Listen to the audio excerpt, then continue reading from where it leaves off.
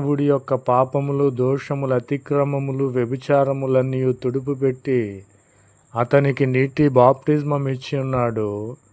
ఉన్నత స్థలముల పైకి ఎక్కించి ఉన్నాడు. అతనిని ఇక మీదట పంది అని పిలవవద్దు. ఇతడు మార్పు చెంది ఉన్నాడు కనుక రాజుగారి కుమారుడు అని పిలవమని తన సేవకులతో చెప్పి ఉన్నాడు.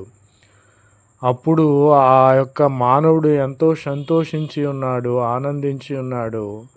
ఆహా నా ధన్యత, ఓహో నా ధన్యత అని తను ఆరాధన చేసి ఉన్నాడు. నా జీవిత భాగస్వామివి నీవే అని తన ఆరాధనకు అంతులేని విధముగా అతను రక్షించబడి ఉన్నాడు. నా ప్రియమైన సహోదరి సహోదరులారా, ఒక్కసారి ఆలోచించండి. దేవుని చేతిలో పడితే మనము పందిలాగా